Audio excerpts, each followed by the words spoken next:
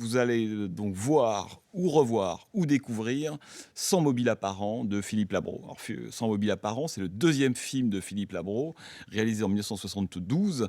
Alors Philippe Labro, vous le connaissez sans doute, c'est un romancier, essayiste, journaliste, grand amateur et admirateur de l'Amérique, de la fiction américaine et du cinéma américain.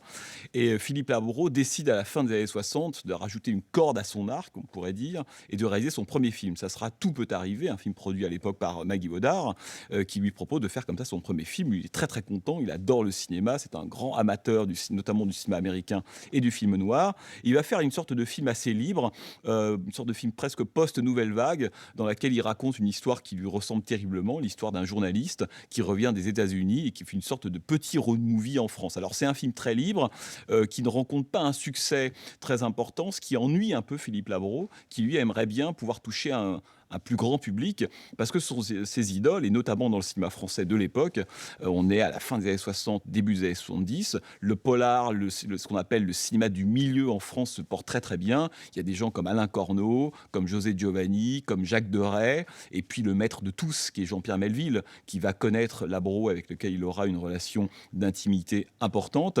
Ce cinéma français se porte très très bien, ce polar, et il rencontre Philippe Labro au tout début des années 70, un producteur très célèbre qui s'appelle Jacques-Henri Strauss, qui vient de produire Le Clan des Siciliens, énorme succès public, évidemment, de Henri Verneuil, avec Ventura, Gabin et Delon. Et Jacques-Henri Strauss lui dit: mais pourquoi tu ne ferais pas un polar? Propose-moi un polar, cherche-toi un roman de série noire quelconque que tu as envie d'adapter, et on le tourne.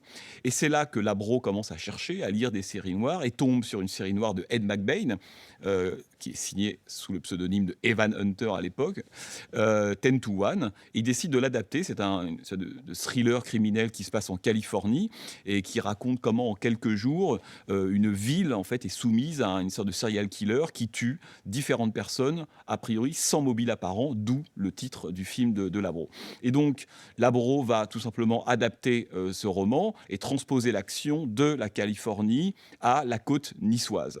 Et réaliser donc son premier polar sans mobile apparent. Alors, ce qui est passionnant dans ce film, d'abord, c'est qu'on a un film de 72, donc on a toute cette espèce de charme des années 70.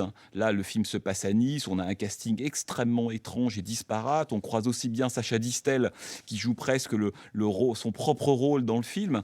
Hein, c'est assez savoureux. On a Dominique Sanda et évidemment Jean-Louis Trintignant, la star du film, qui se retrouvent quelques mois, 4 ans après avoir tourné ensemble dans Le Conformiste de Bernardo Bertolucci. On a aussi Stéphane Audran, ce qui permet de faire venir dans le film, on pourrait dire, l'héritage chabrolien. On a comme ça une série d'acteurs, Jean-Pierre Mariel absolument exceptionnel, et puis on a Laura Antonelli.